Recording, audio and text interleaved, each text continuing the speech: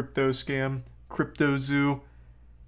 So I'm extremely excited, and I'm super happy to see Coffeezilla go so hard on this. He's gained like almost 400,000 subs since posting these videos, something like that, and he deserves it. I know he spent quite a few months investigating this. I know he's also reached out to Logan Paul numerous times to try and get his side of the story, but has been dodged and ducked every single time until he finally posted this video. I saw Logan Paul's tweet saying, actually, I'll just pull it up instead of paraphrasing. He did the standard, I used to love Coffeezilla, and I always think he gets everything right. Until now. Now he fucked up.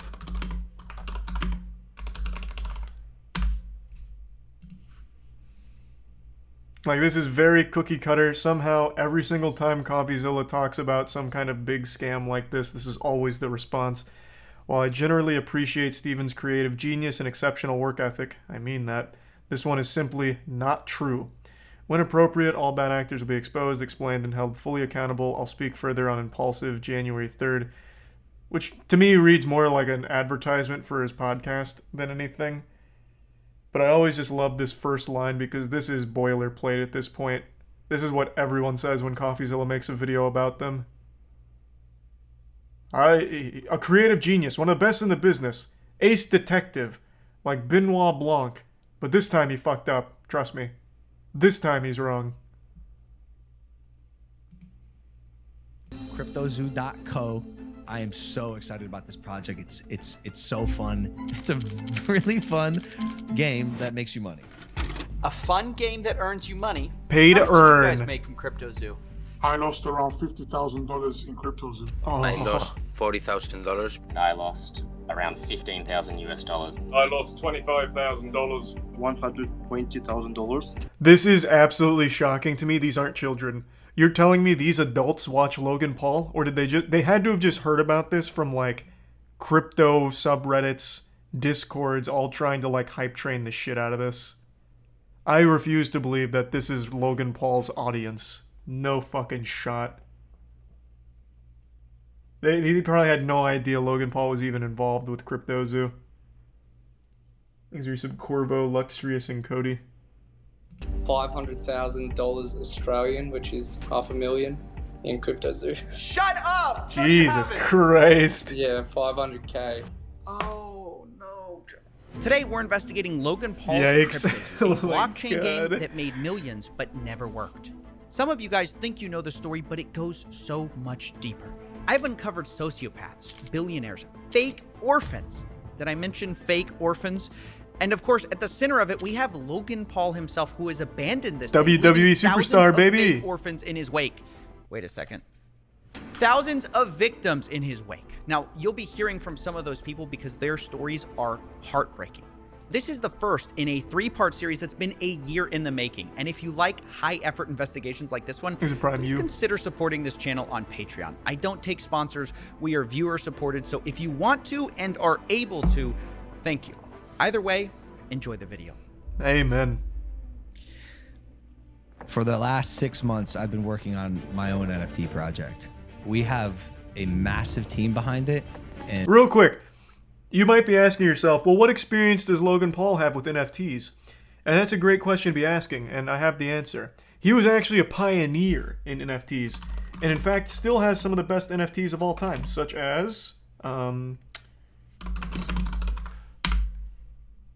Are these still up on OpenSea? Well, here's his NFT Pokemon cards. Beautiful stuff, obviously. Very high quality stuff, and I mean, only $10,000 for that, so I mean, reasonably priced as well. Where are his... He used to sell clips, so you could pay thousands of dollars to get an NFT clip of him boxing, which was a fucking bargain. Honestly, just giving it away at that price. You get like 15-second Twitter clips of his boxing matches. Where are they?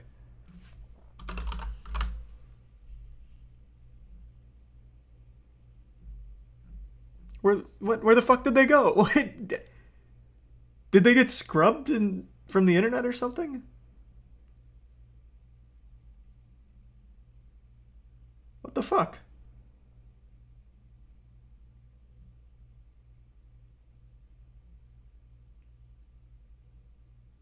Gotta love these headlines. Lost millions on his NFT investments. W. Where the fuck are his old video NFTs he used to sell?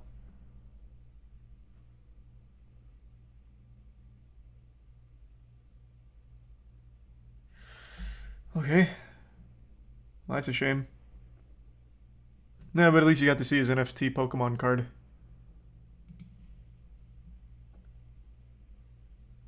Thanks a resub. Apple, Flux, Vuxed, and Tier 1 Glass. Dink Doink, is that what they were called? That sounds like it's just gonna bring me porn.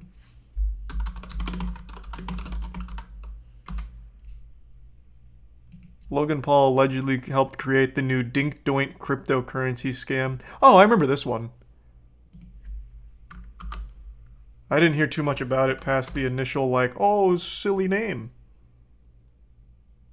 I'm assuming it was like a pump and dump thing.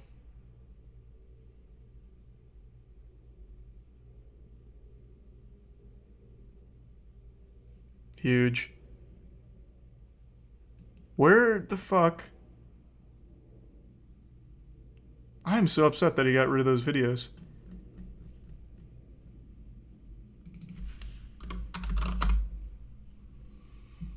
So they still have the Pokemon card up.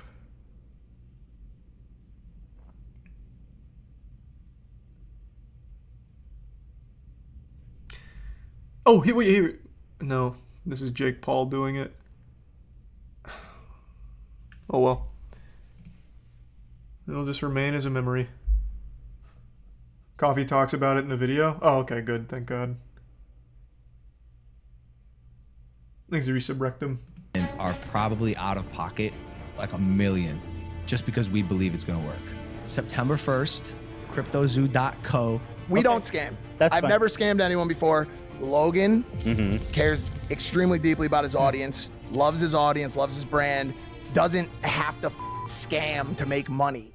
True, but you make a lot of money doing it, I imagine, so. Welcome to part cookie one, jar the was too million-dollar appealing. mystery that began this whole story. Like many people, I first heard about CryptoZoo from a podcast Logan runs called Impulsive, which was the experience of a lot of people that I spoke to. So I first heard about it on the Logan Paul podcast. Impulsive, I think. It was off one of the Impulsive episodes. The thing that I'm most excited for, and this is the first time I've ever said anything about this, for the last 6 months, I've been working on my own NFT project. I think there needs to be a fresh take, and this project that I have is that fresh take. Now look, at first, Yep, I was let's just as go. surprised at this pitch as anyone else because I just got finished roasting Logan for a different coin called Dink Doink, which is fans Dink Doink. lose money on. I'm a Dink Doink fan. Dumbest shit I ever seen. That's why I'm all in. It's comedic, it's fun, it's comedy. Now look, I know Logan and his friends tried to make it look like Dink Doink was all about the memes, but it turns out they secretly were tied to the project, and Logan created the Dink Doink character himself and subsequently abandoned that project. So if you invested in it, you got blasted, and Logan rightfully took a lot of heat for Dink Doink, which is Huge. why I was surprised when he seemingly immediately jumped into another crypto project. But Logan insisted CryptoZoo, it was different. It wasn't his friend's project this time, it was his. And it wasn't even a project at all. It was a game that could earn you money. I'm excited to launch. Called Pay to You Earn. keep using and you Or, just did it Jesus, again, you keep play to using a earn. word there. Game. You're not using like a project. It's a game. It's a game. It's a really fun game that makes you money. Now you might be wondering, how's it possible to earn money from a game? Well, let me try to break it down for you. This is how it was supposed to work. You started by buying this crypto token called Zoo, which is their in-game currency, and you use Zoo coins to then buy egg NFTs, which you can then hatch to become animals. You then can breed those two animals to become hybrid animals. For example, if you breed a gorilla, What a fun and a sounding kitten, you game. get a gore kitty. And the more rare the NFT, the I get to higher the breed daily animals? yield Sign of me Zoo up. tokens that animal earns you every day. Theoretically, it works like almost like passive income. You can then burn your animal NFTs to release the zoo they earned back to you, and from there you can invest it into eggs or just cash out. Now, some of you of the Egyptian persuasion might notice some triangular qualities No, that's a to this game coincidence. description. But let's not be too quick to judge, because remember, there are a lot of NFT games built on this model. It's called play to earn. Yes, now, sir. Logan admits that there are other games like his, but what's going to really make his stand out is that other games have randomly generated assets. His game has handmade art. It's quick to make a digital asset with, you know, unique, randomly generated characteristics. We handmade art for the past 6 months, bro. Approval, very specific notes, 10 different artists making art for our project. That doesn't Now, sound I'll like a admit, lot of artists. This all sounds for that. very enticing. Handmade art, a Not fun really. game that can earn you Doesn't money. sound and enticing. one of the biggest influencers in the world backing it. You might think, how can I lose? Which is why when people were told all you had to do to play was buy an egg, people spent millions. Just on the first launch between ETH and Zoo, people bought $2.5 million worth of eggs in the first day. And did I Wow, mention okay. the game hadn't even been launched yet? All people were buying was the marketing and the promises. And it wasn't just the NFTs they bought either. The Zoo token Hammy, also Cherry, and skyrocketed Soko. in value, reaching a $2 billion market cap pre-game launch, right? The trading volume was in the tens of millions of dollars per day, which kind of is like Fortnite not coming out, but people trading tens of millions of dollars in V-Bucks every day. That's what this was like. And I know it sounds stupid to buy an influencer project, but you have to understand, people saw Logan as different. It was Logan Paul at the end of the day, an internet personality that I actually trusted, that I actually Why? kind of What did? believed in. Obviously, Well, when I feel terrible that that happened to you, but what? What in the history of Logan Paul has earned anyone's trust ever? Like, I can't think of anything he's ever done that was honest. Like, I legitimately can't. Except for him saying that he made a repeated lapse in his judgment when he filmed a dead body. Like, that's like the only thing I can think of with like honesty associated with Logan Paul.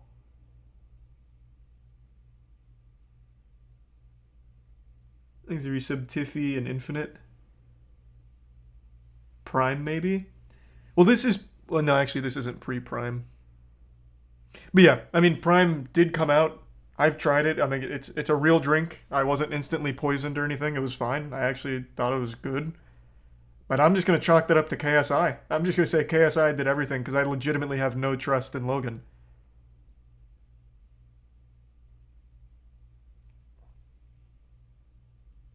someone so influential releases something, everyone wants to be a part of it. I still believe in this false fallacy that everyone else started believing, that Logan Paul's a changed man. I thought it was a safe place having a guy like that identified, like Logan Paul being the head of the project. They had seen this story he had been telling everyone, that he was this reformed influencer, right? That he was no longer a reckless clout goblin just in it for the money. They thought this time it's different. Logan Paul couldn't possibly scam us, right? But as the game got closer to release, the CryptoZoo team started releasing the first ever photos of these animals. And come to find out, this handmade art story wasn't really true. It was actually Adobe stock photos mashed together. This was the sort of first red flag of this project. Hey! And I made a video about it at the time, but it was kind of surface level, and something didn't add up beneath the surface. Something where I just couldn't shut this case down. I actually had no idea about that. It was actually part of the announcement video that something they said. See if you can spot it. We have a massive team behind it and are probably out of pocket like $1 million just because we believe it's going to work. On development. Yeah. That's the line that started this whole mystery. We spent $1 million on development. I couldn't get this out of my head. You know, is he lying? There's no way he expects people to believe he spent it on art. So wait, maybe he spent it on blockchain stuff, right? That's what I thought. Yeah, like a but team. Then I audited Salary. the smart contract, and it's not handmade at all. It's not even original. It's what's called a fork, a copy of, you know, some other code that exists out there. One of them is called Floki Shib X, which launched before it. So where'd this $1 million go? I didn't understand. And Logan just kept repeating this claim. We've put hundreds of thousands of dollars in it. Personally, the whole team, $1 million plus. Now, at the time I'm looking into this, there's a teaser going around for Hatch Day, which is the day you can hatch your egg NFTs. And it kind of symbolized the true launch of CryptoZoo. So I thought, maybe this is it. Maybe this is where they spent all the money on their game. Even their community manager, Ben Roth, promised people after Hatch Day, things will take a turn for the 180. So I put Ben Roth on the board too. I needed to know all the characters in CryptoZoo. And I waited. And finally, on November 3rd, 2021, Ben Roth turned out to be right. Things did take a turn on Hatch Day, only for the worse. Let's meet one of the victims, Helicopter Bob, to explain more. My name is Rob. Helicopter Bob lost just under $7,000 with CryptoZoo. And the first thing I asked Bob was about his animals. If he was making money with CryptoZoo, how much he made, and how if many the animals did you passive breed? Worked.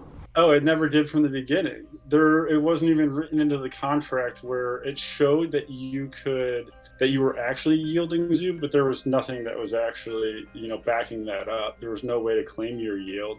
There never was. Wait. Play that again. Did you hear that? There was no way to claim your yield. There never was. Hold on. I can't the believe core it. Mechanic of crypto What? that you can make money with these stupid animals didn't even work on launch day, and still, to this day, a year later, still does not work, is what the investors are saying. Which, this is just crazy. People spent millions of dollars on these eggs.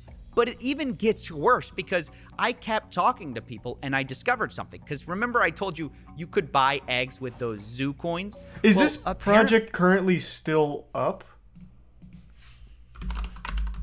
Let's see. It is. Wait, actually it is. So can you still not claim your yield? I don't even know why the fuck I'm asking. Of course you can't. Obviously you fucking can't. This was never designed to be real. What a dumb question. Their last tweet was May 27th.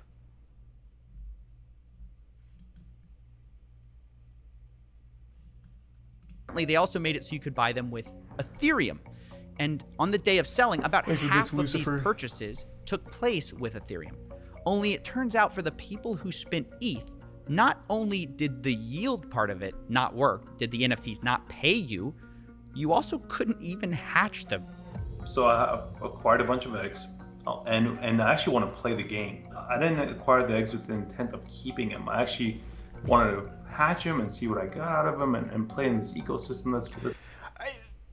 I am sorry this happened to you, my friend. What compelled you to want to play this game? There is no game. The game is you buy an egg, and then we give you a stock photo of what this animal might look like with a goofy nose. What is the game? Like, the only reason anyone would have ever put money into this is off the hope that they're somehow able to make a payday out of it. Like, cash in their yield for some kind of profit. There is no, like, actual game mechanics. It is, here's a couple pictures you can look at. That's it. That's fucking it. Jesus. Just the worst Pokemon. It's not even a Pokemon at all. Like, even, let's take a card game. Even a card game has game mechanics. You play against someone, there is a goal, there is something you do, there is an actual gameplay element to it. Here, the gameplay is you hatch an egg, and we combine this photo of a moose with a photo of my cat. And that's it.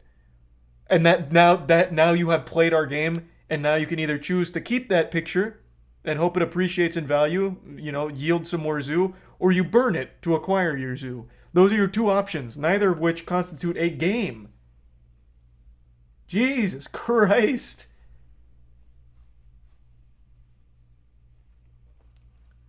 Is the prime chicken, Narisa Bushido. That's been advertised or whatever, right? And then I can't do anything. It's not showing up on the website when I connect my wallet, etc., etc.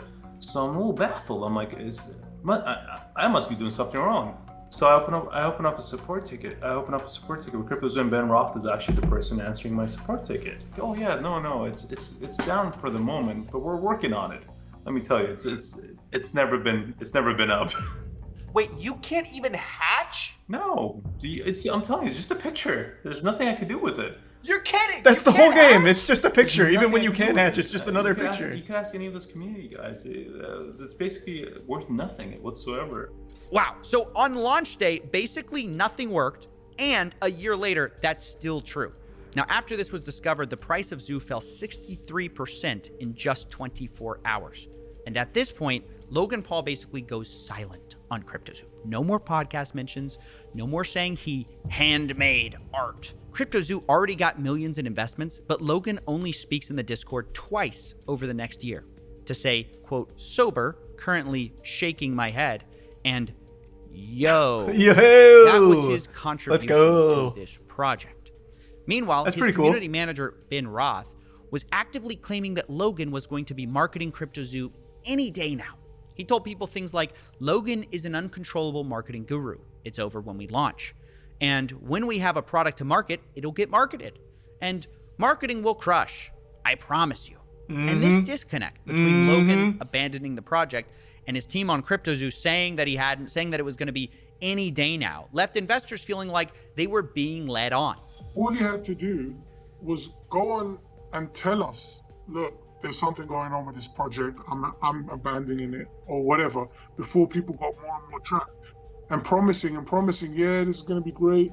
But when it came to actually doing anything, he just hid away from it. Have some decency to come out, talk to the people that invested initially, that invested along the way on all of the fake and false promises, on all of the false hype, and be honest with people. Because surely Logan Paul, who's got this $1 billion hydration company and a WWE star, is got enough money. He doesn't need to rug us lot. And it's because of these false promises about marketing that these poor investors believed in CryptoZoo so long. They sat and watched every Logan Paul episode. It actually is very impressive how far you can get when people just believe that you're too wealthy to exploit them. Like, if someone just believes you have so much money that for some reason makes you trustworthy, that's wild to me. Because I'd always think it's the fucking opposite.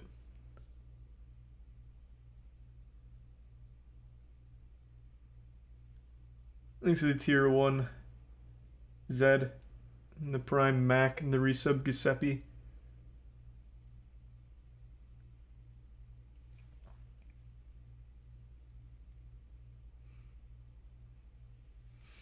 Damn.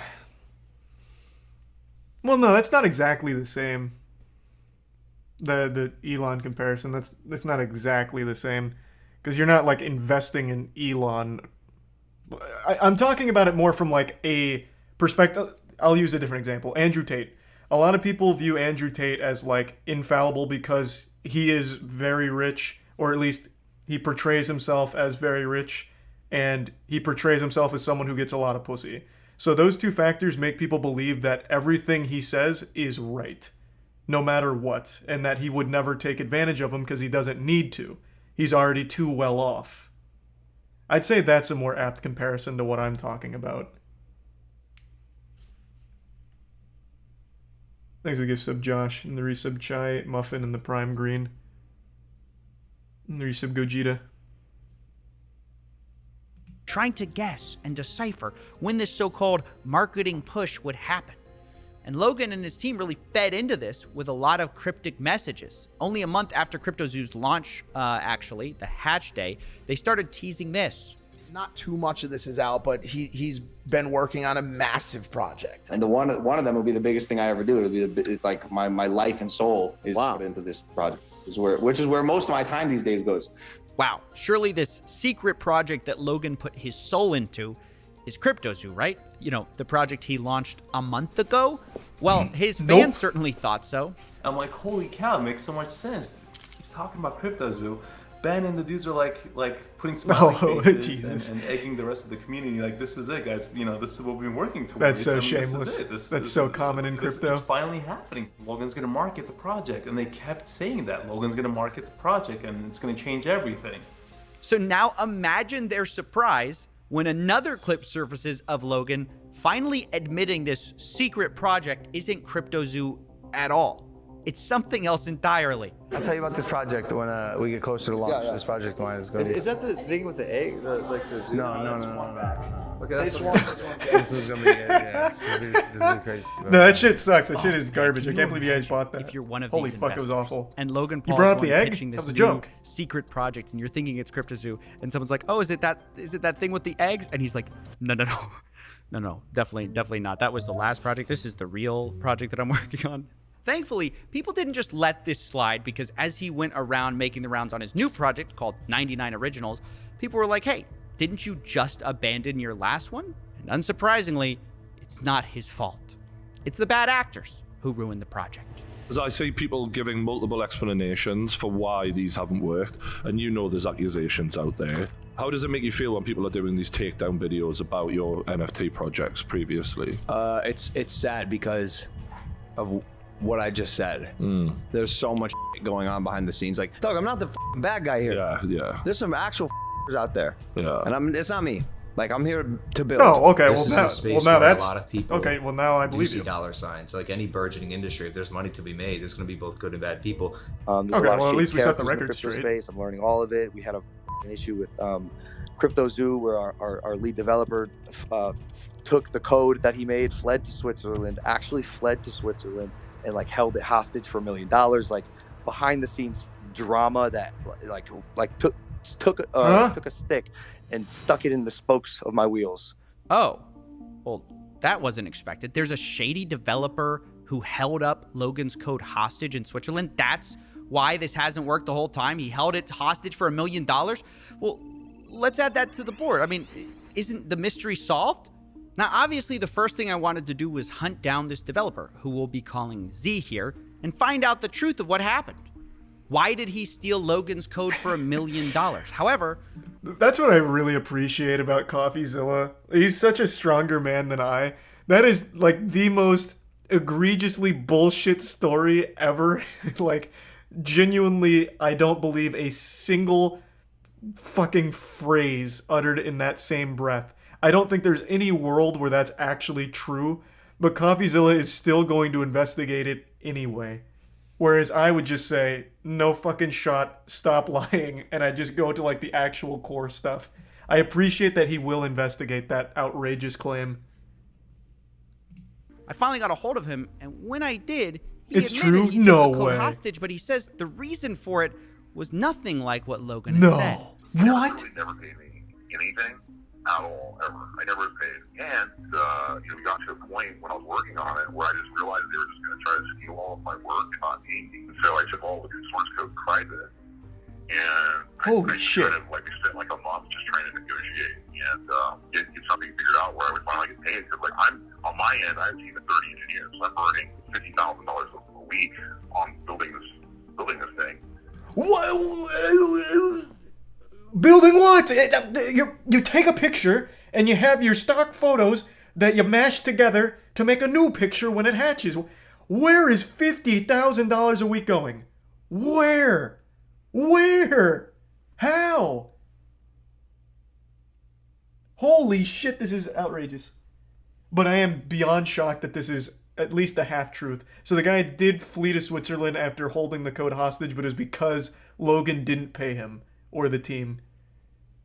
So he was telling a half-truth on the situation. I can't believe any part of it was true. That is already quite the twist for me.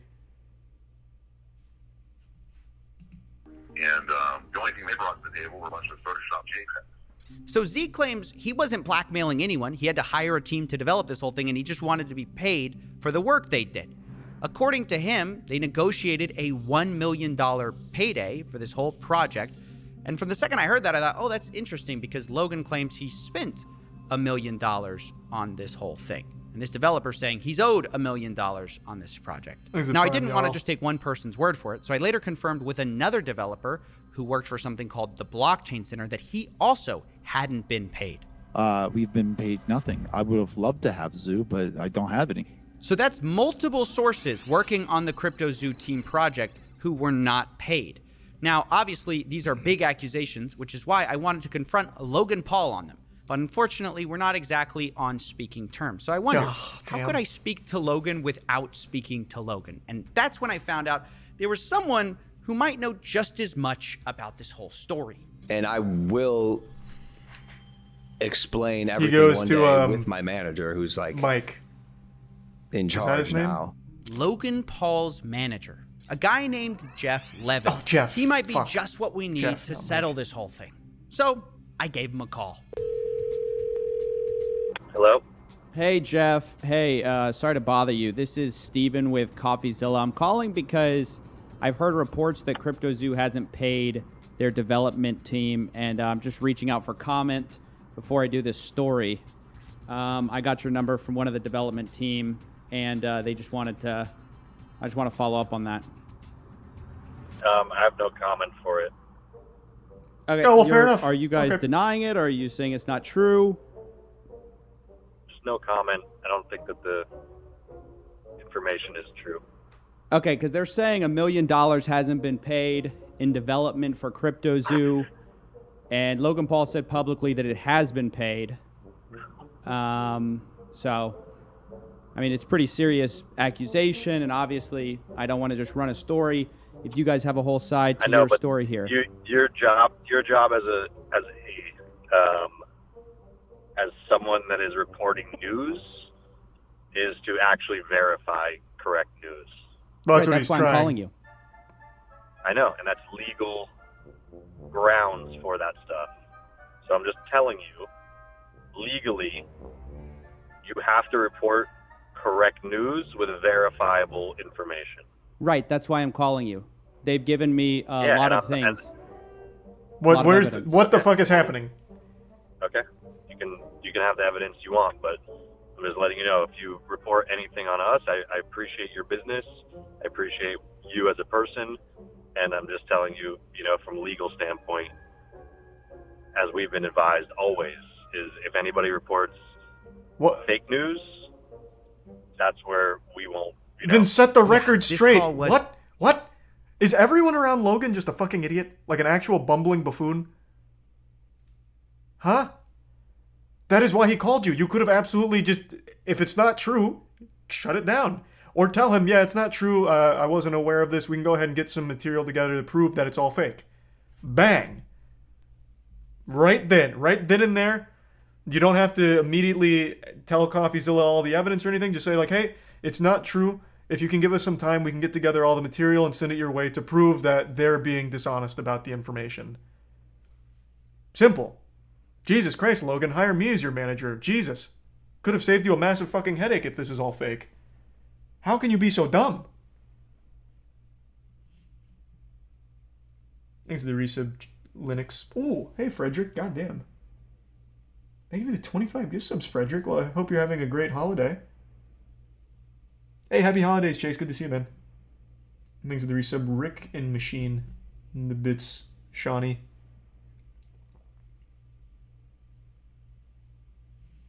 A mess.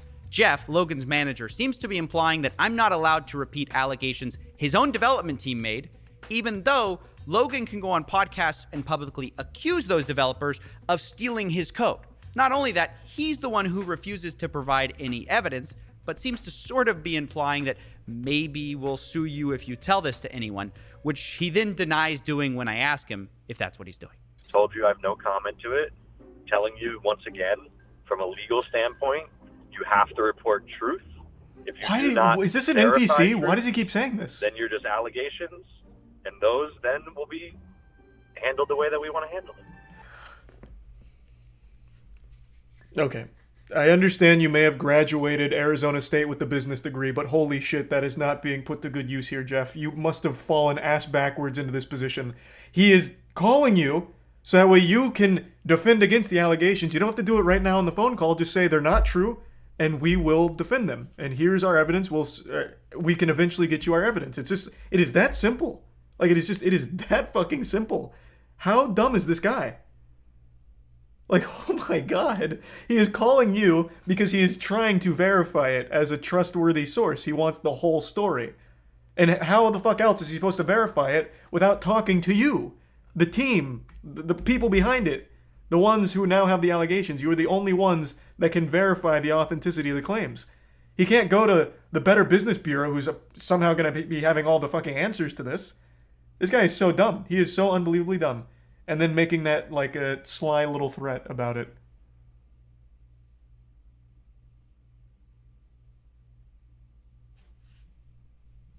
He's Logan Paul's actual punching bag. He has to just keep Jeff around just to take all of the flack. That's got to be the only reason. He's like a little public spittoon for Logan Paul. Oh, what? No, I would have absolutely denied these things. Oh, that's just Jeff. Jeff, man, he's so fucking dumb. Yeah, no, oh my God, I can't believe Jeff. What a silly guy. Wait, so you're saying you refuse to give me proof that the allegations aren't true, but if I report on the allegations, you guys might sue. No, I did not say that. I did not say that. All right, I'm trying to read between the lines. Don't read between the lines. Okay. Listen to the exact words that I'm saying. Okay. Listen to the exact words I'm saying. I'm listening. I have no comment on the situation. Mm-hmm. Good defense. Your job legally is to report facts. If you don't report facts on the information you're given, it is illegal. It's not. You can report allegations. That's the whole fucking point of an allegation. He's not saying it's the truth. He is saying they're allegations, and he wants to verify, are these allegations accurate or are they inaccurate? You can absolutely talk about allegations. Yes, that was a real conversation with a real person. Now, I'm no lawyer, but I don't think it's a crime to say that multiple developers say they haven't been paid, and Logan's team refuses to provide any evidence or like statements or wire transfers that they have. Which, by the way, seems incredibly ironic, given just how much Logan whines about not being paid by Floyd Mayweather. Where's my money, bitch? Floyd never paid me for our fight. Who am I, the IRS? Nope, but you might be the CryptoZoo dev team. Now, in all seriousness, I do want to acknowledge something which actually kind of looks bad a bit on the developers, because it turns out very few written contracts were actually done. So much of this were verbal deals like, oh, we'll take care of you. We'll give you that sounds like crypto. We'll give you $1 million. We'll give you whatever. But then when it was time to actually sign the deals, there's just always delays. What kind of promises were made to you? Verbal promises, basically. So verbal promises, and then we follow up with like a physical paper agreement. But that's when communication broke down. This is where I think the dev guys screwed up and led to this whole situation of like, okay, we're just going to take the code private until you pay us for our work. And to be clear, I'm not justifying not paying someone for what they did. I'm just playing devil's advocate and saying this could have all been avoided by just getting every detail in writing. And I think it's just a good I still don't think it lesson. would have avoided if you're the problem, thinking that to be that's fair, the not in $1 the million crypto mystery space. solved, well, But yeah. No. $1 million on a It still verbal doesn't promise? make Yikes. sense. Why not just pay the dev team what you publicly said you kind of already paid them? Why not pay for a game that now isn't launched and now investors are so angry about? Why not pay when you already made millions from minting the eggs on this game? Well, this is where things get even stranger, because right when I was ready to pin everything on Logan, and believe me, he is at fault, I was speaking to the Z developer, and I heard a name that I hadn't heard before. I basically, Lana Rhodes. Eddie promised me, 5% of the tokens and $1 million. He literally never paid me. Wait a second. Who's Eddie? I thought that all of this was Logan Paul. I only put it together when the Blockchain Center guys also said a similar thing about their deal. They said they were promised $350K and it was Ibanez. They say they had no communications with Logan. But we know they weren't talking about different people. They both dealt with the same guy. So the guy's name, I put it together, must be Eddie Ibanez. Turns out he was managing the developers. What's this random guy doing in Logan Paul's project? And who is he? Who is Eddie Ibanez? It's a made-up name. That's a made-up name, hi, isn't my it? name's Eddie Ibanez, lead developer here at CryptoZoo. Oh, This never mind. reporter said Damn, Eddie's thought it was gonna be a entire crazy story plot twist. is fake. Wait, what? To continuously lie, lead people on, hype people up, to put more money in, all the while in the background, things are going down, things are hitting the fan, and you've left us holding the bag. Logan, you stole 40 million in tokens from me. You are a scam artist. You are a liar, and you betrayed your own community. You aren't that guy. Logan replies, oh, trust me, bro. I am that guy. What? This shit is actually playing out like a movie. I lost around $50,000 in cryptos. I lost $40,000. $500,000 Australian. I'm telling you, it's just a picture. There's nothing I could do with it. Wait, you can't even hatch? No. We had a issue with CryptoZoo, where our lead developer took the code that he made, fled to Switzerland, actually fled to it's chilly. Switzerland, and It's like held it fucking chilly in hostage for $1 million. He literally never paid me Things are prime. anything Bungus. at all, ever. And he promised me, 5% tokens and $1 million. He literally never paid me. Wait a second. Who's Eddie? I thought that all of this was Logan Paul. What's this random guy doing in Logan Paul's project? And who is he? Who is Eddie Ibanez?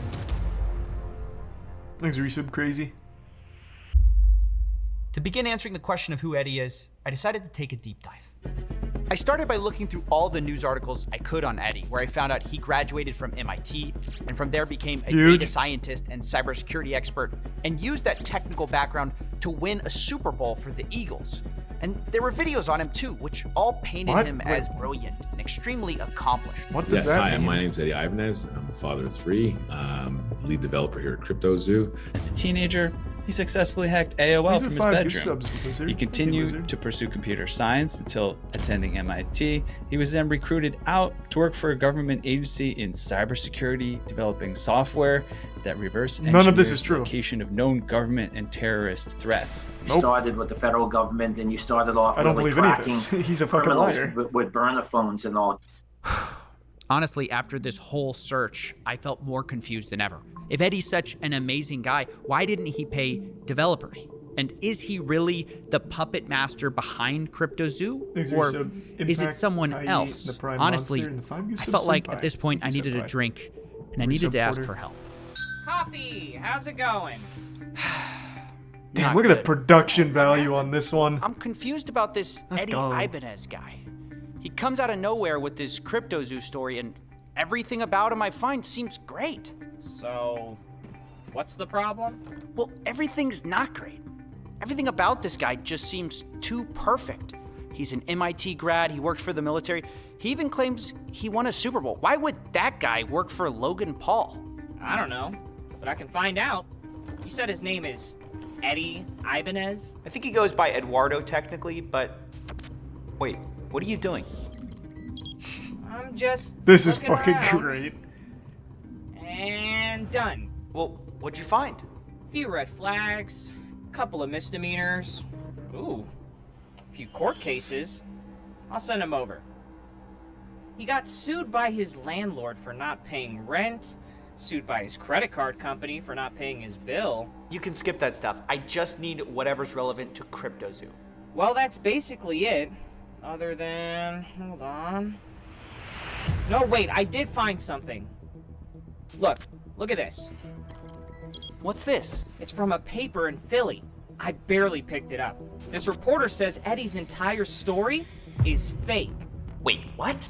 I can't believe it. Whole Eddie He didn't win a Ibanez Super Bowl? character, this guy Adam Robb investigated. He didn't hack AOL? He says it's a lie. I gotta find this guy. Send me his info. I got some calls to make. Coffee. That's right, ladies and gentlemen. We met up with Adam Robb, the reporter who's been investigating Eddie Ibanez for a while now. And I wanted to know, what did Adam think of him when they first met? I wasn't quite sure what to make of him. Based on what I knew about him, he was a MIT grad who went on to work for the CIA and Defense Department, and I didn't want to waste his time. And it wasn't long after I sat down that I realized he was wasting my time. Can you tell me about some of the lies Eddie told you? Eddie has told me so many lies over the course of my 2 interviews with him, and the first lie he told me is probably the oldest lie that he's told so many people, which is that he's an orphan. I first realized Eddie might be lying to me when I went home the next day and Googled Eddie Ibanez's family. I found a video of Eddie and his wife making rice pudding on a Fox and Friends segment on Fox News. Why is he there? And Eddie's wife, Jackie, explained that she learned the recipe from Eddie's mother. So in that picture, you've got Jackie Ibanez. You know her, along with her husband, Eddie, and her 2 little girls. You love rice pudding. Why is this a family recipe? Okay, so Eddie's mom made this rice pudding once. Wait, Eddie's mom? I thought Eddie was an orphan. Well, it turns out the only problem with that is that not only does his mom exist, she's alive and in his life. And it turns out it wasn't just Adam that heard this story either. Was he told it a like lot. adopted maybe? Did you ever meet his mother? No, or his obviously parents? I did meet his mother. Did he ever tell you he was an orphan? Yes. How did he square that with you? So that's why I'm so confused. He told me he was an orphan and all this stuff, but then I meet his mom. He told me he was an orphan and then I met his mother is quite the string of words. But as insane as these lies are, let's be real, it doesn't explain why CryptoZoo failed. But the next lies kind of do, because part of Eddie's story is also that he went to MIT, where he was recruited to the CIA. And it's part of why he was so attractive as a lead developer. All Orphan the being wild lost both experiences that parents. he had. But it's just I was not thinking true. maybe he's using it as emailed like the MIT registrar's at office, an orphanage, and I asked if not necessarily Eddie Ibanez orphaned attended with school, the loss of the and parents. But they confirmed I'm giving in so absolute terms much that he never benefit of attended the doubt to a That's fucking right. loser The whole for orphan no to reason. MIT origin story, it wasn't true. And Eddie's whole backstory from here kind of falls apart as well. How could he have been recruited to a government agency out of MIT if he never went to MIT? If this is all seeming crazy to you, you might ask yourself, who would believe all this? And this is where Eddie shines. He kind of had a gift for getting people to believe in the lies he told, especially super rich and powerful people for some reason. Like take, for instance, this story, him winning the Super Bowl for the Philadelphia Eagles. He managed to convince the owner of the New York Yankees that it was true, Barry Klarberg, who completely bought into it without question and told the same story later in a college seminar. Let's convert right into the work that you did for the Philadelphia Eagles, which led to a Super Bowl championship, led to you getting What a work Super did he Bowl claim ring. to do for the Tell Eagles? us exactly what your job was to do for them and how it worked out. No, sure thing. So first off, they said like, we don't know where to put you, but and then the sports science guy was the one guy. He's like, hey, I got some data. I'm interested. So so we took in his data, and then we found out that these players, what happens is it's like a player as they run around, they get a certain fatigue level. So if you ever played Street Fighter, the video game, there's like a red bar at the top, and every time you hit, the red bar goes down until you die, KO, right? So then we're trying to figure out kind of what that is for a player, and on an injury level, right? There's an injury part that gets knocked down and that gets KO'd. This is insane. He convinced an owner of the I Yankees thought that he won a Super Bowl. So I initially, and this was foolish, I initially thought his claim was he personally led them to the Super Bowl win. Like, he was on the field, and I thought that was such an incredible attempt at lying, because that would be very easily disprovable, but I would have so much respect for the cojones to try and tell that.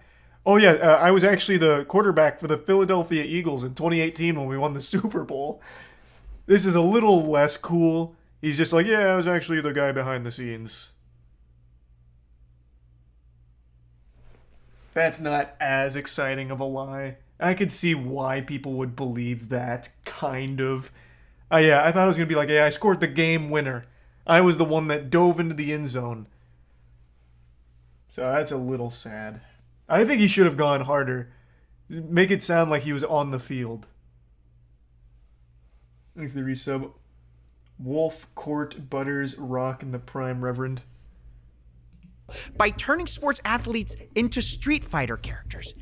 And of course, none of it's true. The Philadelphia Eagles responded to a fact check saying he never worked for their player analysis team. Not What? only that, the Eagles No, also said impossible. that Eddie did try to do an in-person presentation in March of 2018, but that was already a month after the Eagles had already won the Super Bowl. And also, they didn't hire him because of course not. Meaning, there's no way this story is true.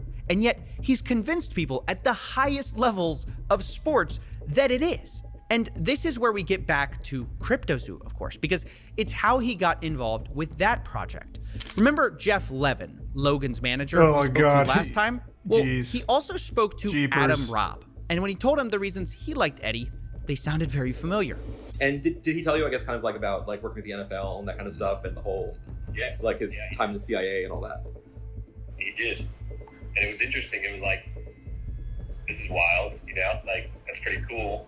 But he's humble and he's not like ever bragging or anything like that. Wait, but he is bragging. He literally made it all up. The CIA, NFL stories aren't true. How could that not be bragging? But that's the impression Eddie gave off. But that's not all. Because Eddie didn't just use made-up stories to get in with the CryptoZoo team. He also used his other connections, his real millionaire and billionaire friends that he's managed that to makes gain more with all these sense fake then. stories.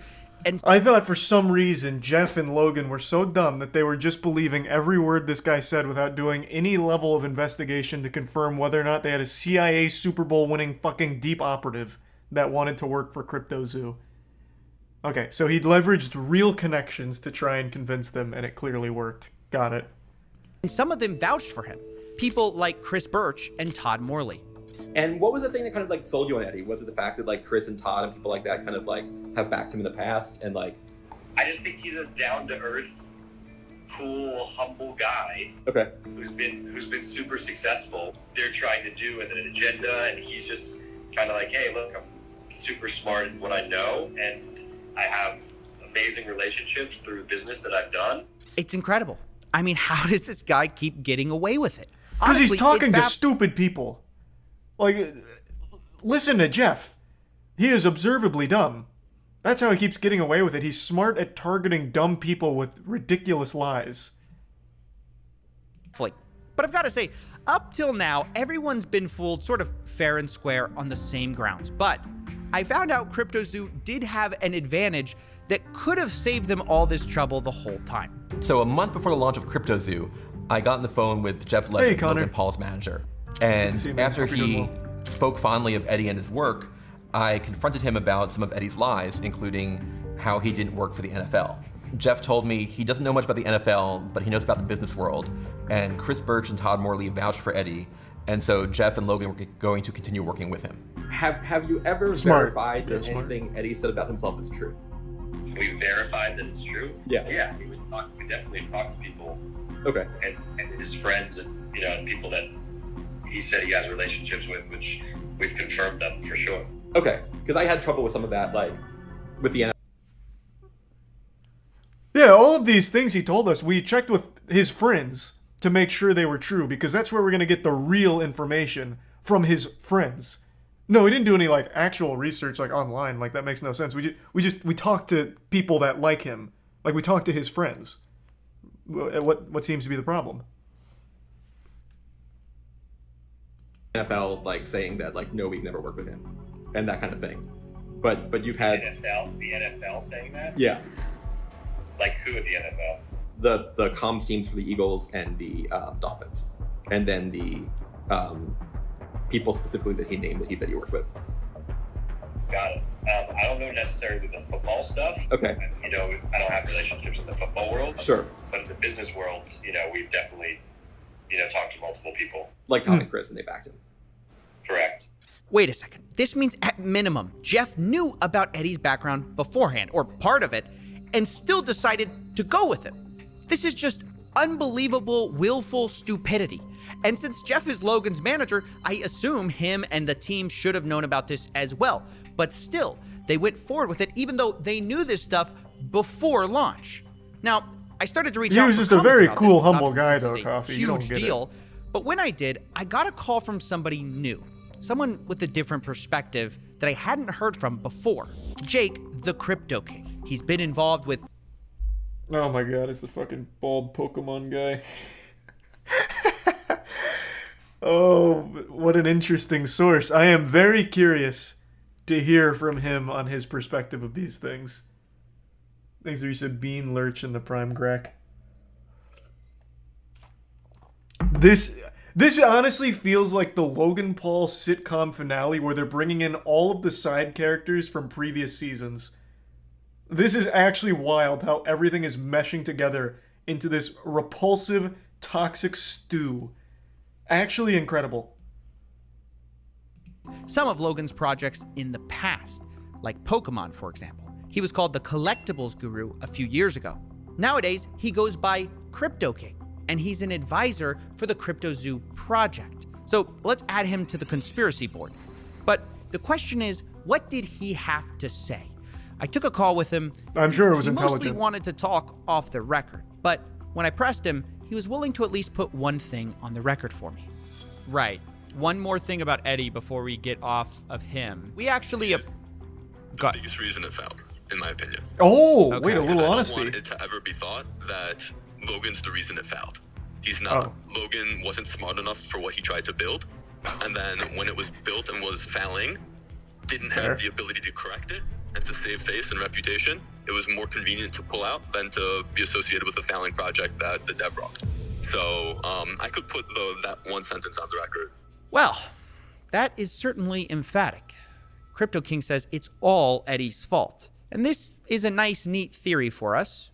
Eddie ruined everything because, yeah, Eddie is a liar. So It does have a lot of merit to it. I think that is very plausible. I don't trust the source overly well to tell the truth about things, but it does make sense. But I also love the way he phrases it, that Logan wasn't smart enough for what he was trying to build. My guy, he was building a picture book. His whole project was, here's an egg, which hatches a picture of an animal. And then it hatches another picture of an animal combined with another animal, all stock photos. You don't have to be that smart to just take fucking PNGs and dump them onto a service. And yet he's still saying he was too fucking dumb to crack that code. So it does seem to explain how these developers got screwed. But this theory doesn't fit all the facts, because Eddie was kicked off the team months ago, and still, the game is not working, despite Logan claiming they were going to go back and fix all the problems. Again, retroactively working to make these projects right, and it just takes time, bro. It just takes time. Development takes time. Working backwards to fix things, which isn't ideal, but also this project will speak for itself. And now, you know, we're working the chest will speak for itself. To try to fix it. This just it has hasn't spoken happened. for itself, and Even it's squealing a year in pain. from launch, the game just doesn't exist. What's worse is the newest dev team, who came on after Eddie, just quit. And one of their reasons was they hadn't been paid for over a month. I know this because Logan's team is leakier than the Titanic, and someone told me that, but we also have blockchain evidence. This is Jeff paying BlockOps, the company Good they man. hired out on July 19th. They were supposed to redo all this work. It's confirmed by their leader, Skip, talking about a first monthly payment on that day. But after that, there's nothing until they quit on September 26th in a post called Our Departure from CryptoZoo. Now, I do have to say, it does look like they were eventually paid, but only a day after they quit. And this is just the same problem as before, slightly different. Nobody can pay these devs on time, and investors end up getting nothing. And so I can't buy into the idea that Eddie's at fault for everything, because when Eddie was gone, they had a lot of the same problems. Now, it was only at the point that this dev team quit, BlockOps, that things really took a turn. Because if the Titanic was leaking before, now it was sinking, and everyone basically gave up hope. You know, from every direction, I started getting messages from all the investors who felt betrayed, who up to this point were Man, they holding gave up on the hope. project? Now they felt They were defeated. just about to They make felt money on it, tricked though. by the CryptoZoo team who had fed them promise after promise, and they were sick of it.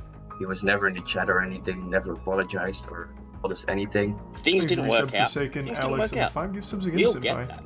But to continuously lie, lead people on, hype people up, to put more money in, all the while in the background, things are going down, things are hitting the fan, and you've left us holding the bag. I know it was my decision, and I did my research, but I believe nobody has to lose money in this way. And that's when a whistleblower stepped forward and decided enough was enough. They decided to leak me messages, team messages, from the CryptoZoo team from all the way back in the beginning when they thought of this idea, all the way up to launch. That's juicy. And seeing that, it changed everything. Because all of a sudden, I got a lot of new information. Remember how Jake, the Crypto King, said Eddie was the only problem? Well, a year ago, he was saying something very different. On the day of launch, he said this to the group: Logan, you stole 40 million in tokens from me. You are a scam artist. You are a liar, and you betrayed your own Logan wouldn't community. do that. He wouldn't You do aren't that. that guy. Logan replies, oh, Jake, trust me, bro. I am that guy. You're gonna change the whole story. Yeah, I'll go on the record for you, and yes, I'm gonna show you the text message that say we can sell at these ascending market caps, and that it's not like I was trying to rug a project. It's like I put $250,000 into a project plus 6 months of time, and the founder never did anything he said he was going to do, and then hired a bunch of devs that didn't do what they were going to do. Oh God, I really don't like that guy. Jesus, this is the Pokemon guy. This is like the slimiest fucking guy. I swear to God. What do you mean you put 6 months of time into this project? You weren't coding. You weren't doing anything. You were just looking for the payday. What do you mean? Not that there's even like a lot of coding to be done with a project like this, considering they just took a fork, right? Like I'm getting heated. I'm getting heated, and I haven't even reached the conclusion yet.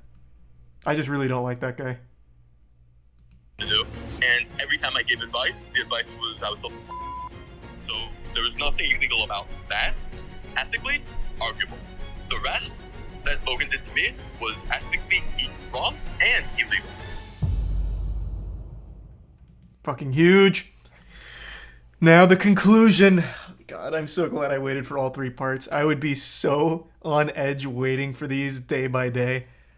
God, Coffeezilla fucking crushed it with this. This is a much more interesting and deep scam than I ever expected it to be.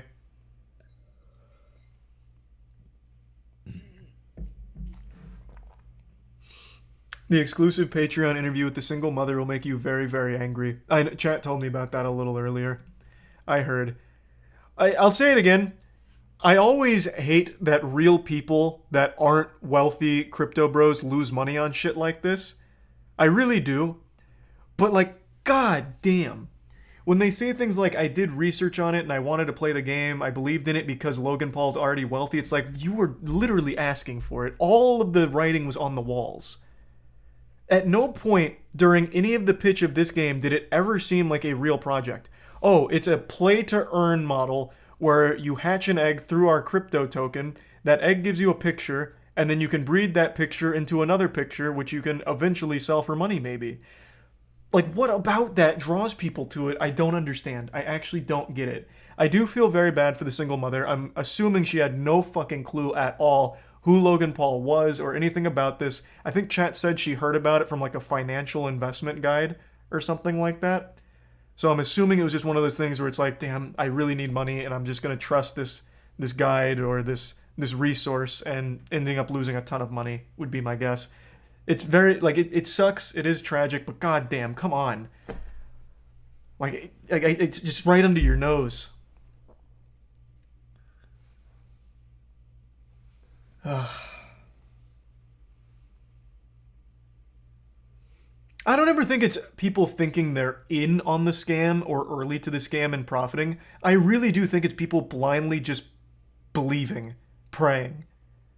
They don't want to be the person that misses out on the next big thing. The fear of missing out compels them to put it in regardless. Money they don't have to lose, in the hopes that somehow they're there early enough that it turns a profit no matter what. And that is just never the case. You are never going to outlast or outscam the scammer. Like, just play RuneScape for a month and you'll learn that hard truth.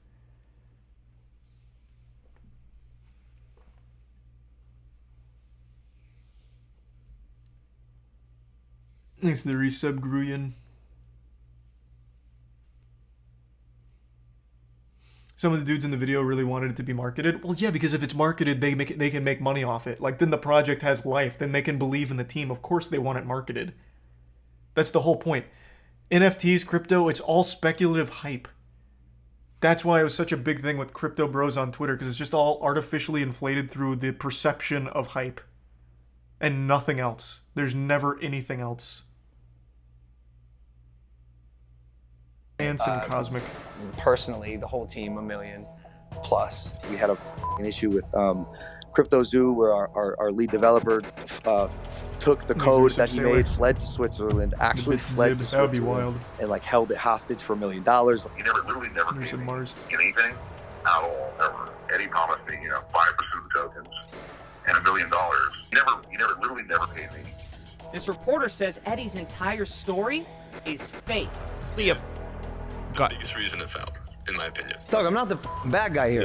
Yeah. There's some actual out there. Yeah. And it's not me. Like, I'm here to build. Is it tier 1 sugar? Welcome to part 3. So rosier. far, we've discovered fake orphans, millions of dollars stolen, and a cast of sleazy characters. But now, it's time to put it all together. What is the truth? And who's to blame? We're going to start by going through leaked text messages of the CryptoZoo team to understand all of their motivation. Then we'll go to blockchain evidence and show who sold what. And finally, we'll confront some of the people responsible. But before we can do the production any on of this is so we have good. to start in March of 2021, 6 months before the token even launched. Our 4 suspects, Logan, Crypto King, Eddie, and Jeff, are in a group chat discussing CryptoZoo, which starts as a copy of something else. Quote, I like imitating crypto kitties, Jake the Crypto King says. Logan replies, I agree. And initially, it wasn't called CryptoZoo at all. It was called Crypto Pets, and they were going to sell a Pets token. And pretty early on, it became clear this was all about money, how they were going to sell this thing to investors. No, In fact, Crypto Kings in the crypto space, it wasn't about making a good game. Well, I never. Why, I oughta. What the devil?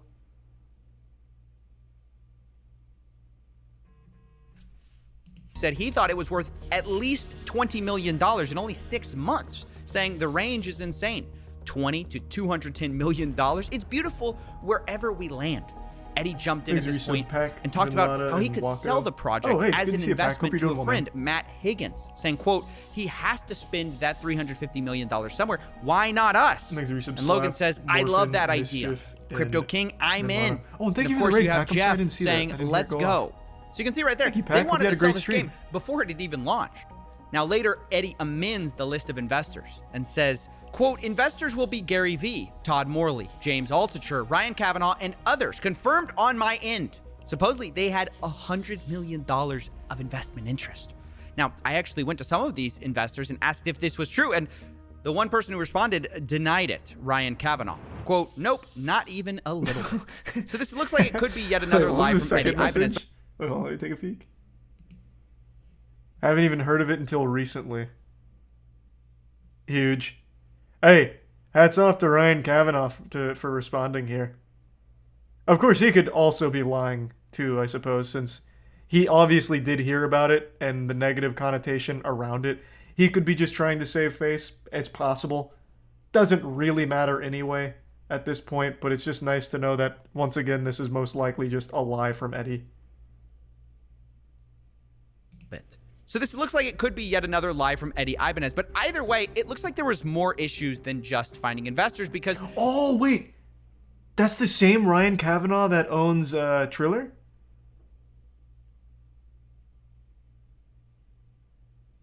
Oh, interesting.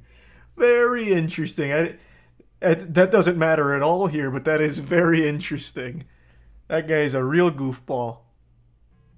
Thank you for the 2 gift subs, white t-shirt. The resub, King Killer, Cossin, Braden, C. Dot, and the Bits Adonis.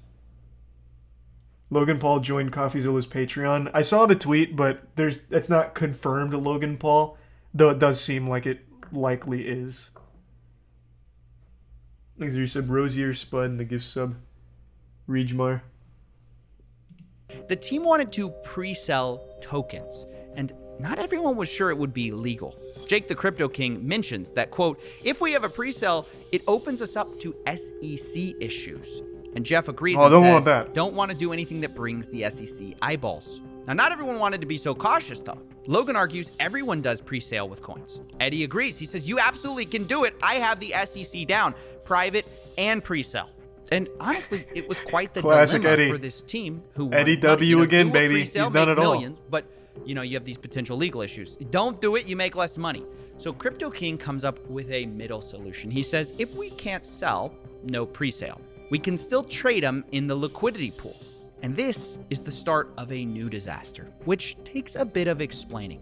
Now, just so we're clear, a pre-sale is where you sell investors coins, usually at a discount, before you've launched. And then when you launch, you give them those coins. Now, like I said, the team didn't want to do that. So what they did instead was they bought the tokens on the open market right after launch. But they tried to get clever with it because they didn't actually announce that they were launching this coin at all. They stealth launched it on June 11th and didn't announce this token through Logan until August 18th, meaning they had all that time to silently buy up as much of the supply at a steep discount as they wanted. And the idea here was that doing this, the team could get these tokens extremely cheaply, which is kind of like a pre-sale, but without all the SEC troubles. And Crypto King makes this clear on June 7th when he says, quote, launch of the liquidity pool is where huge money will be made because you get in cheaper. And then says, we, the team, begin buying out the liquidity pool. Once the team has exhausted funds for the liquidity pool buying, we send the contract address to friends, family, investors who want to be able to get in. So Huge. Obviously the plan is we buy first, then we give it to our close friends and family, and then maybe the public eventually, right? And even the day before, Crypto King reminds everyone, Quote, Zoo Day is tomorrow. I highly recommend everyone get a few $100 to a few $1,000s in Zoo when it goes live. It will likely tend to. It really seems like 1,000x. Jake is So like the actual leader of the project. So what the fuck role did Eddie play? He seems very redundant here. He didn't get any investors because he's just a pathological liar. But it seems like Jake ran everything. Is that going to be the conclusion here? Because that's the impression I'm getting from these messages. He's the one keeping everyone updated on launch day. I imagine he was also the one probably relaying the information to the teams, would be my guess. But maybe he's just like really enthusiastic about the project. I guess we'll see. That was their plan. Rather than doing a pre-sale, they were going to do this stealth launch and hopefully get tokens cheaply the same way, but without all the legal troubles. Or at least that was the plan. Because on stealth launch day, this is where things first started to go wrong for the team. He's a tier 1 At first, Waterboy. everything seemed to go normal. The team sat in a circle and literally bought it out as planned. But the next day, Crypto King says something odd. Quote, a bot is playing with our token. Kind of cool to watch them work. But he doesn't mention who this bot is. And he also says the asshole finished selling, but doesn't mention who that is. Now, Jeff, Logan's manager, replies upset. He says, how do we prevent someone doing what they just did again? We went from an $130 million to $26 million market cap in 2 hours. It's not cool to watch. Logan jumps in. Yeah, wait, how did that happen? And he also says, what asshole? How did anyone get this token except for us and none of us sold? And I think actually this is incredibly suspicious. Oh, imagine it's Eddie. The implication of what Logan's saying is, hey, we tried to scheme this really well. We tried to all buy this without letting anyone know. How did anyone else figure out we were buying it, right? And this is where a fight ensues that's going to become really interesting. Crypto King deflects the question by saying, my buyer pushed it back up to $40 million. And Logan says, no, bro, F your buyer. Explain to me what just happened and how there were 30 token holders. And Jake tries to explain that this was just traders and bots happening to find the token. But Logan says only 5 of us knew about it. Jake says, well, many people chase volume and new tokens. And to some extent, he's kind of right. But Logan replies, cap. Uh-oh. He doesn't believe it. Uh-oh. I can't be He the dropped only the one who emoji. thinks that's too incredibly convenient. Like someone was tipped off. And look, no one's more critical of Logan than me.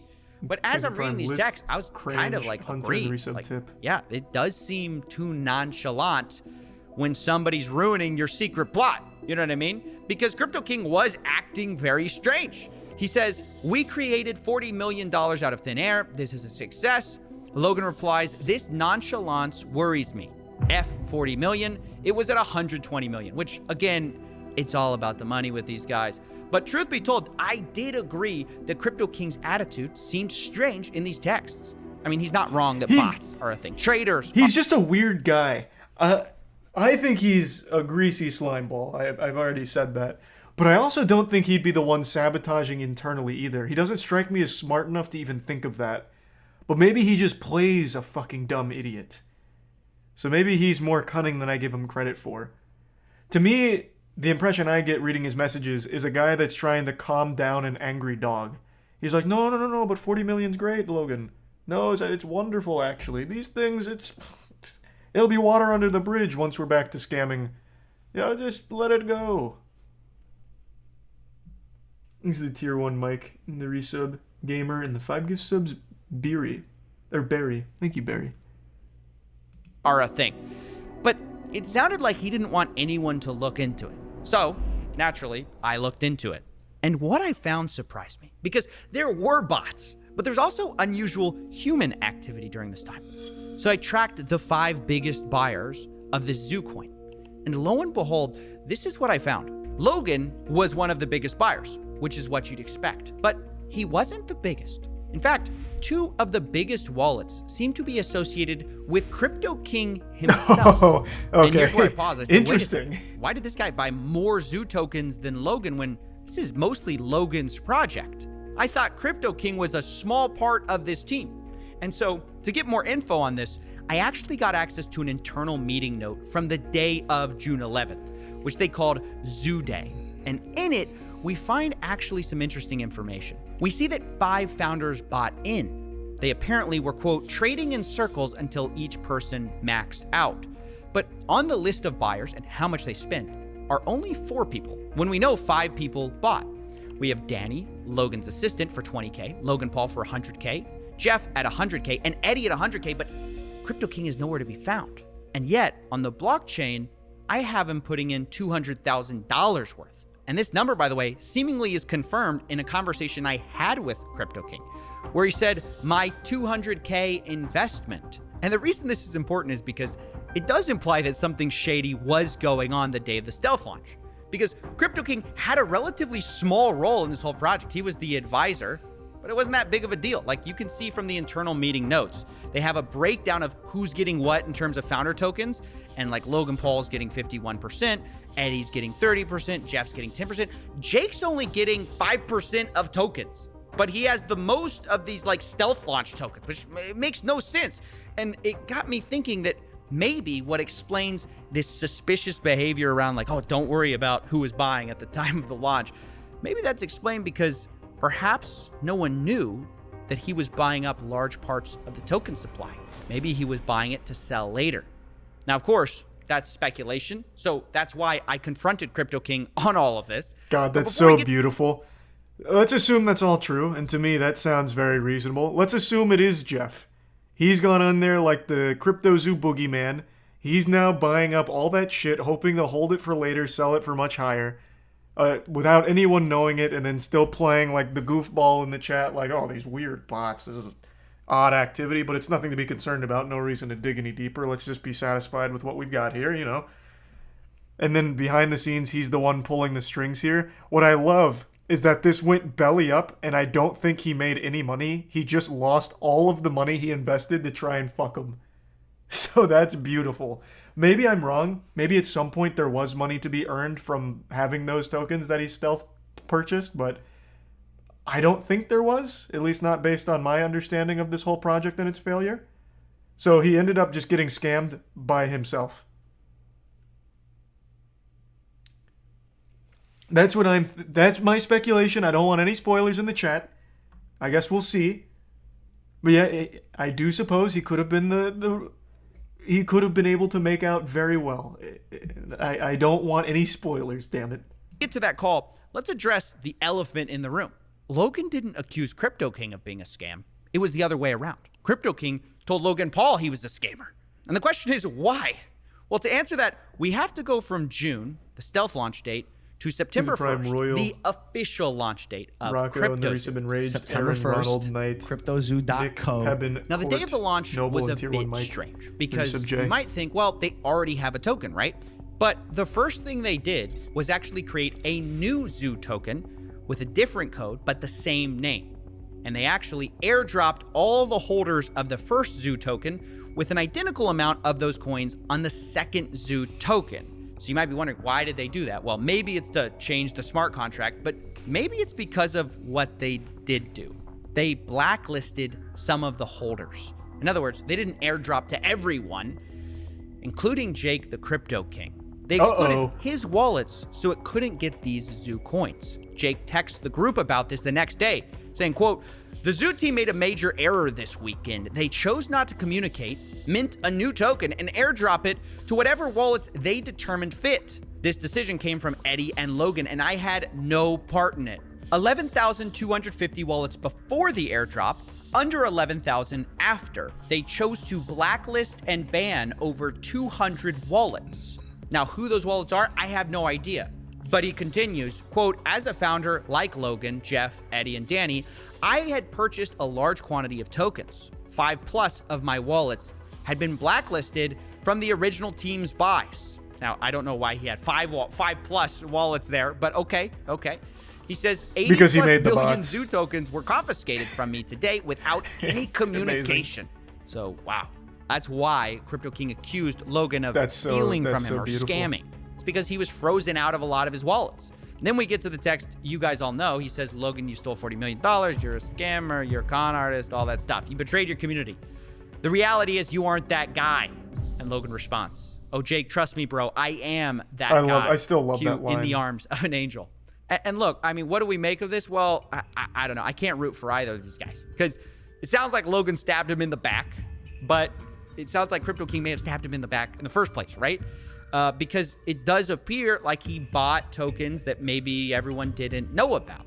So I'm really not a fan of anyone in this situation. And by the way, this whole thing was structured so misleadingly from the beginning. I have to talk to you a bit about it, because you might think that these tokens were the only tokens they had, but it's not even true. In the distribution section of Zoo's white paper, they say there's 2 trillion tokens, and a quarter of that are allocated to development, marketing, and founders. Those aren't even the tokens we're talking about right now, because they claim that those tokens were locked up for 6 months, and then afterwards, 10% was unlocked every month. And if that's true, there would be no reason for these funds to be blacklisted, right? Why would you blacklist something that would be locked up?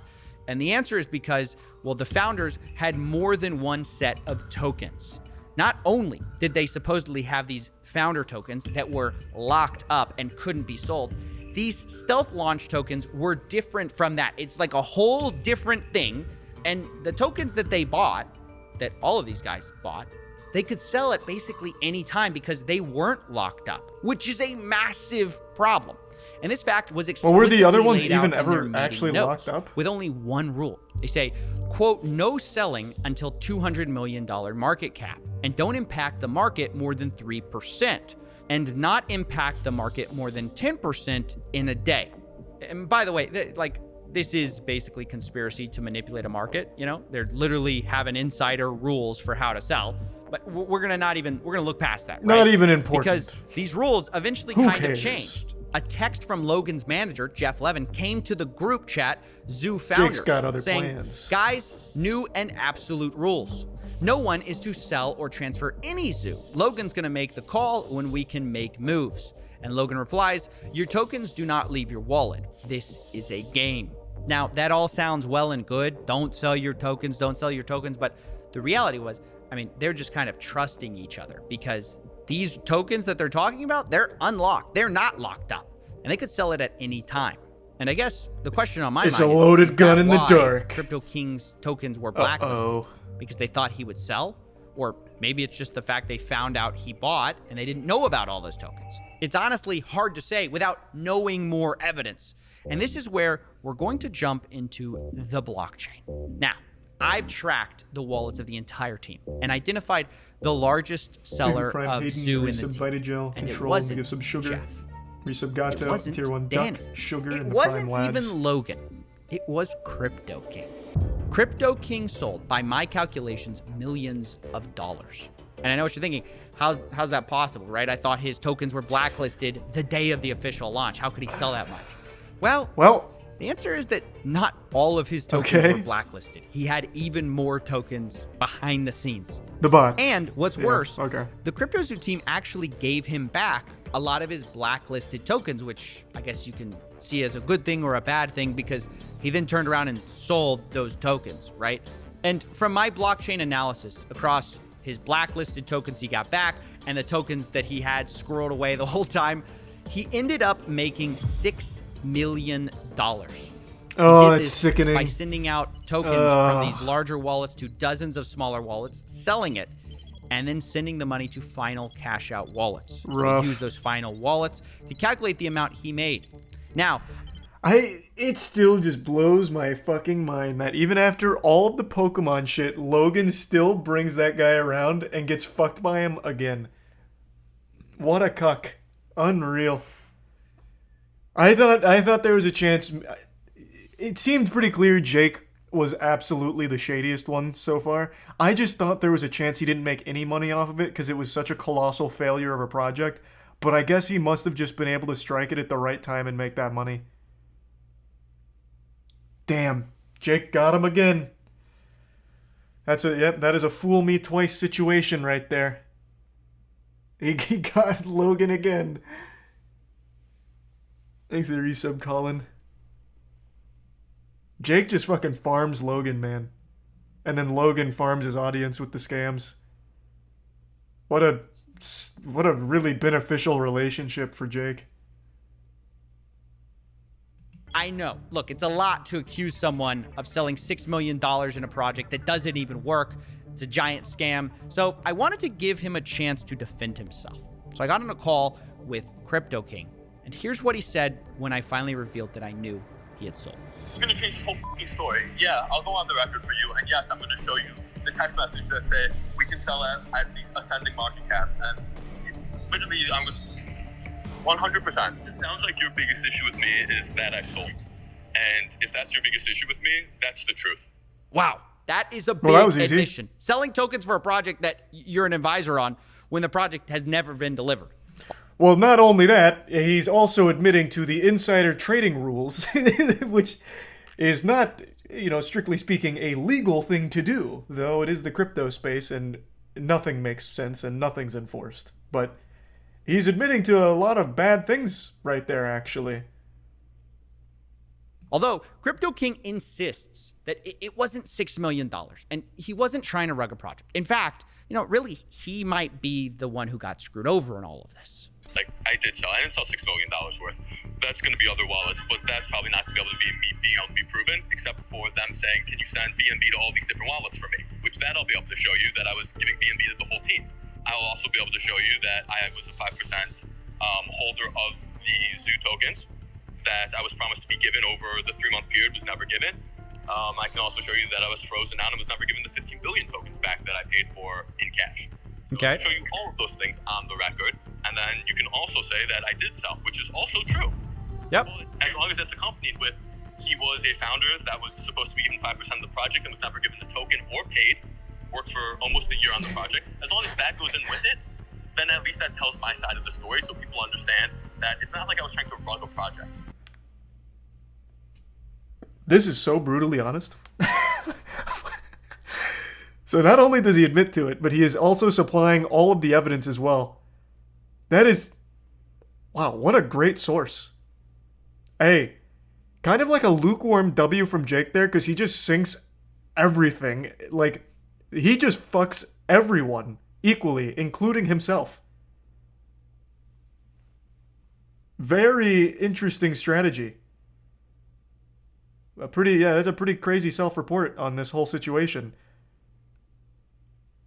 It blows my mind how, the dumbest people make the most money from this shit. This is not a smart man. He literally has admitted to a crime right now. I don't know if he realizes that. If they ever do enforce crypto-related crimes, he is publicly admitted to one. And I guess potentially multiple, depending on all the evidence he's submitted here. And he's doing it with a goddamn smile on his face.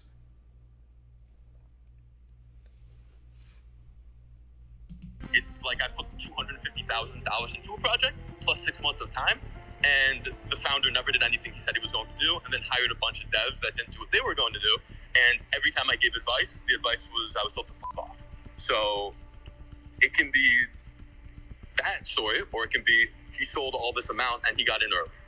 Well, yeah, that's 1% of it, though. Incredible. Well, we got the whole story He sounds now. like he views himself as the victim, or at least or a hero. He got screwed too, which just has to win the gold medal for me for mental gymnastics, because he literally had put $200,000 into this and he says he made millions of dollars. Even if you take him at his word that he didn't make the full 6 million, he admits to me later that it might be a pretty close guess.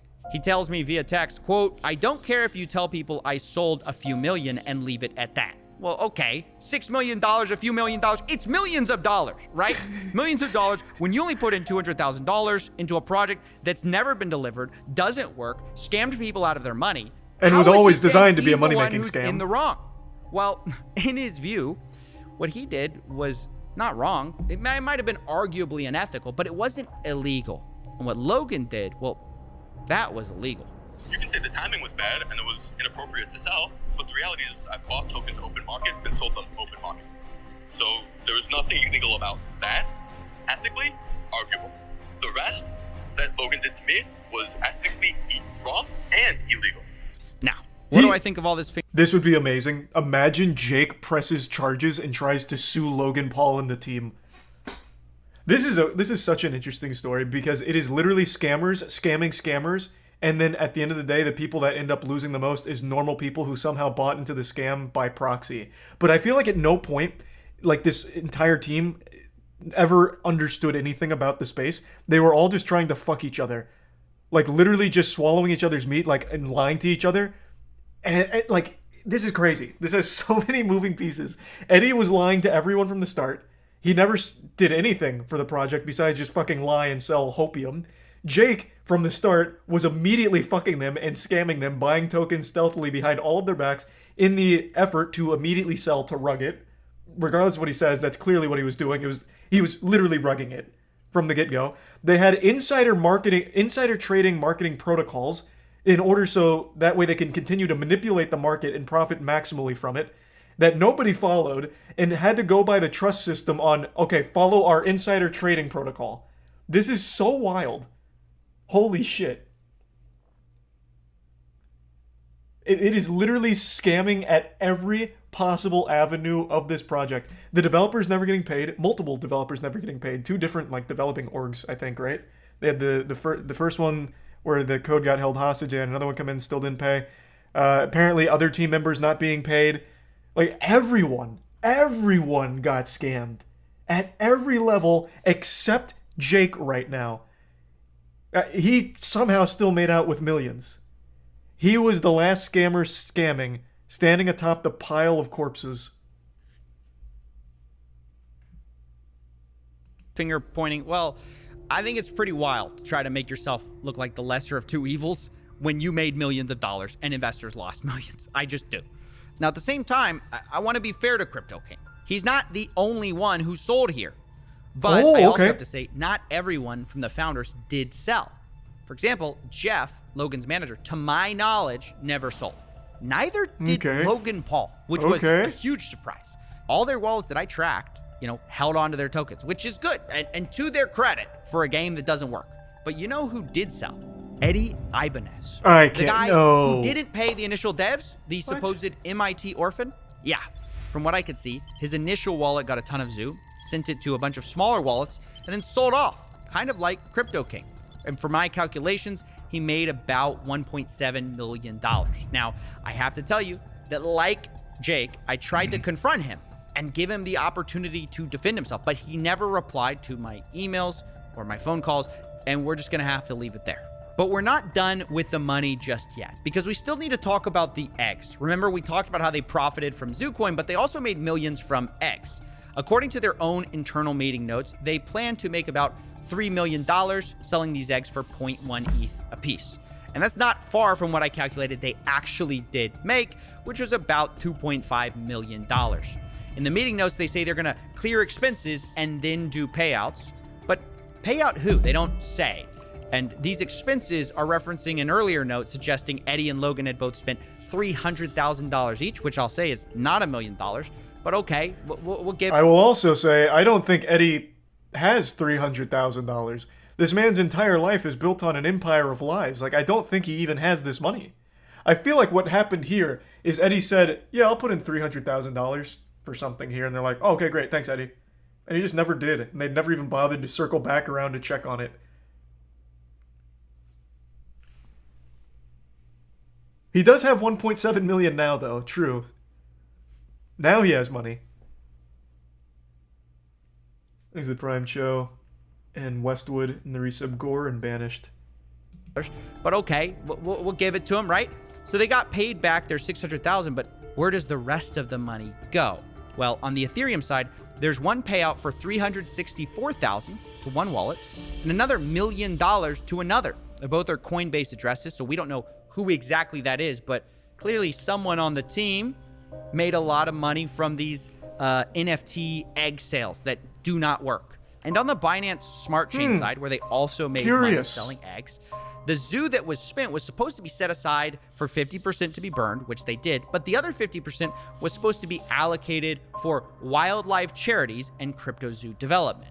Now, neither seems to have happened because all the money is in a wallet that the team still controls, so there are open questions about, where that money's gonna go and where the Ethereum money went. Did it go to Jake? Did it go to Logan? Did it go to Jeff? Did it go to Eddie? We don't know. But what I know for sure is that no one was innocent, although there are certainly shades of guilt you can argue about, because of course, not everyone did sell. You could look at that as the most important thing. Logan Paul didn't sell. Jeff, Logan's manager, didn't sell. But does that make them innocent? No, well, not even close. I don't think so, because They No, never built absolutely the game they not. promised people. Logan Paul specifically got millions of dollars spent on this game on the promise of the technology that he never built, that his team never built. And he never addressed the failure except to blame his developers who weren't paid. And you could say he promised to work backwards to fix it, but then never did. But at the same time, Hey, it's there's still clearly not time. just Maybe Logan's he's working fault on it either, right now. because there are major team issues, right? You've got Eddie selling millions of dollars of Zoo and then allegedly not paying developers. You've got Jeff, who was warned about Eddie, who kept him on the team anyways, and then after they fired Eddie, seems to also have failed to pay developers on time. And then you've got Crypto King himself, who sold the most, but claims he was the guy who was scammed, which is the stupidest thing I've ever heard. It's just like Avengers Assemble for the worst possible team you can imagine to build a crypto gang. And so, all the unsurprisingly, Avengers it are turns out scammers. A lot of these guys backstabbed each other. And so finding a way to wrap this up was difficult because it's hard to assign exact proportions of blame. Because if you focus on any one person, you kind of miss why this project failed. CryptoZoo, at the end of the day, did not fail because the price went too low. CryptoZoo failed because they never built a functioning game that they promised. Really, the number one problem, even bigger than people selling millions of dollars of tokens, was that they never paid the developers on time, as boring as that is. And as a result, the investors not only got rugged for millions of dollars, which is a problem, but they just didn't get the core thing they had bought from the beginning, which was not a crypto project, but something different. I'm excited to launch. Yeah, they bought into an idea. You keep using a bad I idea. just did it again. You keep using a and word nothing there. else. Game. You're not using like a project. It's a game. It's a game.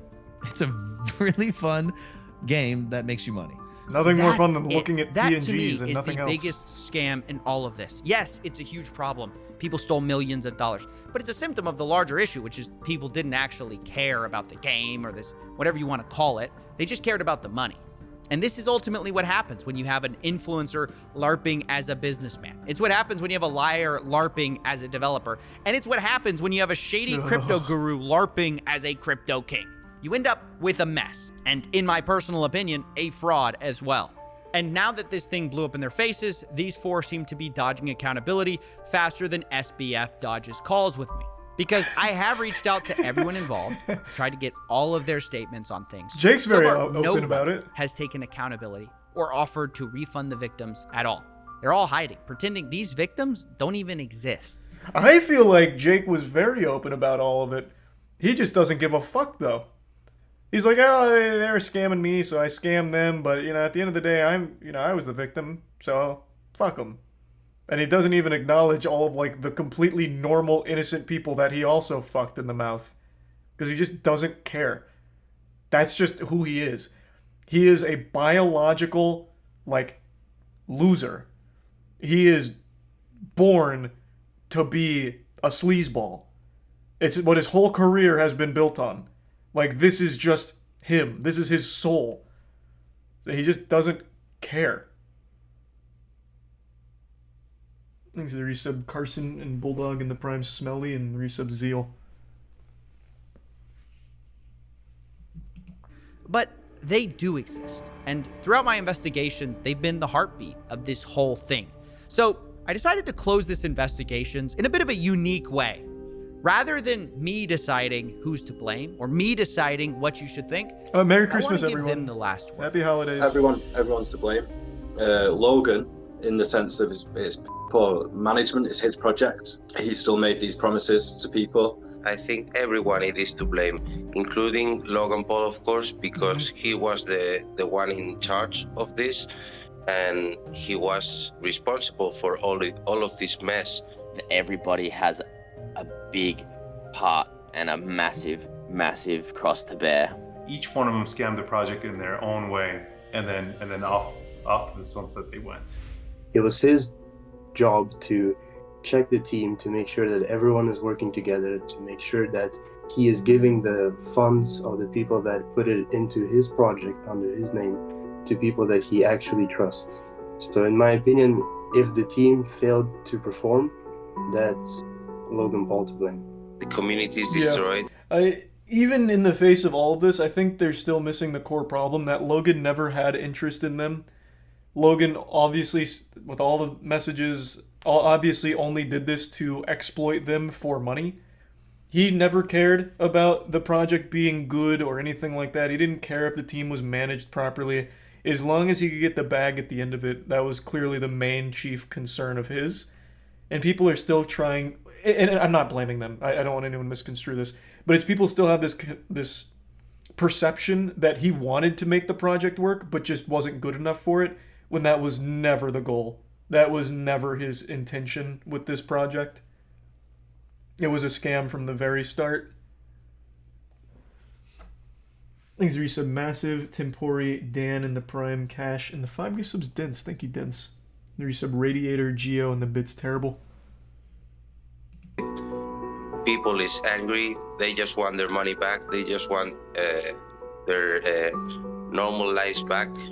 Reimburse. Yep, reimburse absolutely those loyal reimburse. fans that they have, or how to rebuild the project, actually deliver on the project. Oh, no. For those who are still holding their eggs, like I am. No, For those no, holding no. the zoo coins. So maybe. You don't want that. You do not want that. Reimbursement, yes. Rebuild the project, no. They could just deliver what they promised, and that would give some redemption to this fiasco. He's not said a word. That's as bad, or almost as bad, as taking the money. It's the not coming out and just being a man about it. At least we deserve to know what was happening behind the scenes while we were waiting for almost a year and a half. The fact that we're hearing this information not from Logan Paul, but from pretty much an investigator, it really says a lot. What did this loss mean to me? It meant a lot, not just personally, because I lost quite a lot of money. My kid and also my wife were invested. It was like telling a kid that Santa doesn't exist or something like that, because she really believed in all that game. She really believed in Logan Paul. Kids look up to that kind of people. So it was some kind of broken dream. My mother, my mum was invested. My sister was also invested. So I mean, my daughter even had a couple of the eggs and animals, which the loss for them hurts the most, because obviously it's just not nice to see. For somebody to win, somebody has to lose. That's a gamble you take, whether you get into crypto or not. I got in knowing that I could lose, which is fine. That's on me. But I thought if I lost something, it would be because I sold at the wrong time, or the game didn't earn as much as I thought it would, and therefore my things weren't as valuable.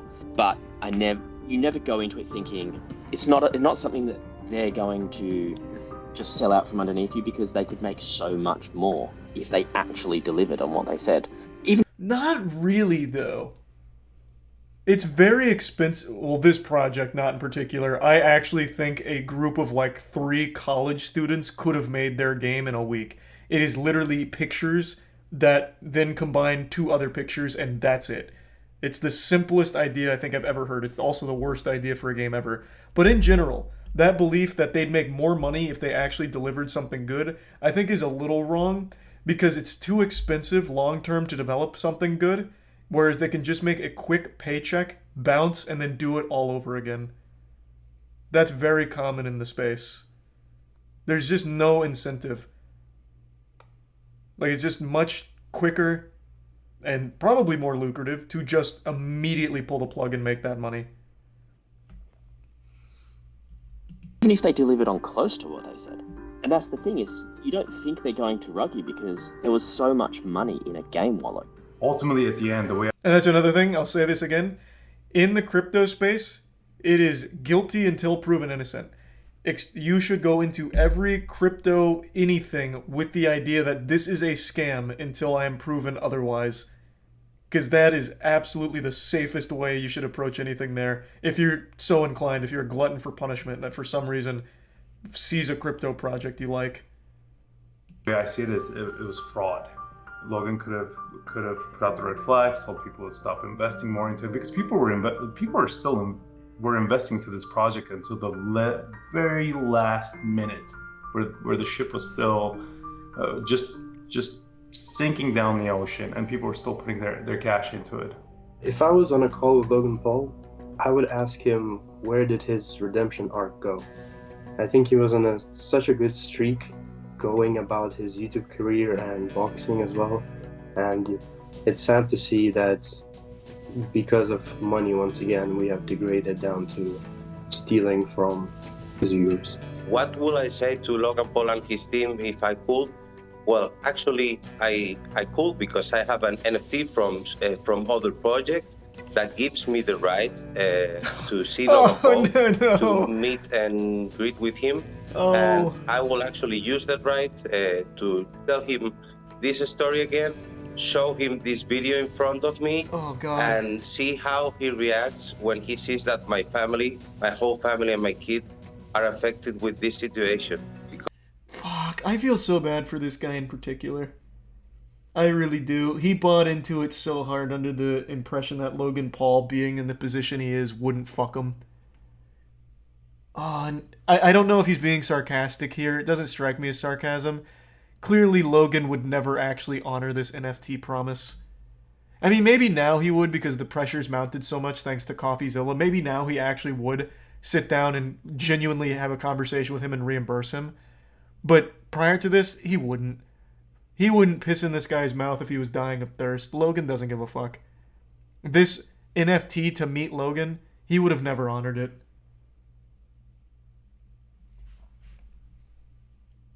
Because I think that's not human. You would think that Logan would have told his fellow followers, his loyal fans that, hey guys, back off. Red flag. Things are there's turbulence in the water. No, not a single word. Nothing whatsoever. To market products at children and knowing full well that his team is made up of people that he believes are shady characters.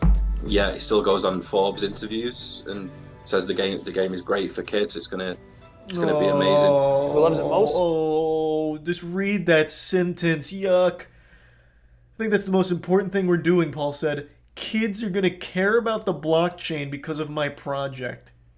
Oh, that makes you want to fucking puke. Imagine if your first experience on the blockchain is with CryptoZoo.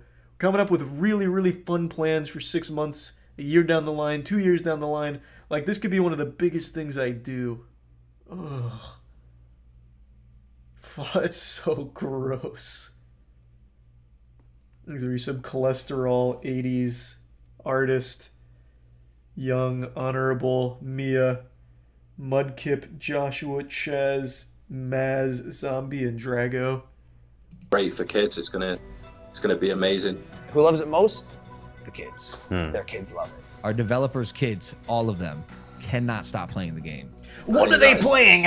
Inhumane the way that side of it's been marketed. Kids love looking at PNGs. Knowing that all of the people that were there from the beginning, like all of the guys that I'd speak to on a daily basis, that we've all just got nothing now.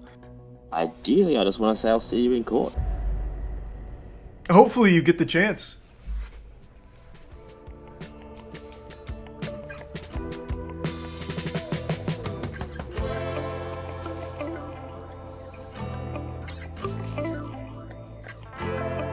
Okay, there you go, Jeff.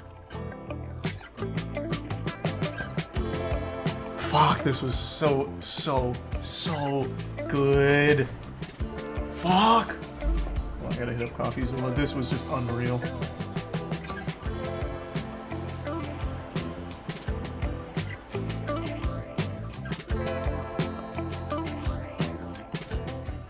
Give me 2 seconds.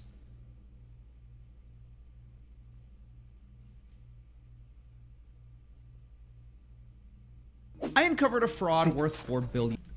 For the... Just give me 2 seconds.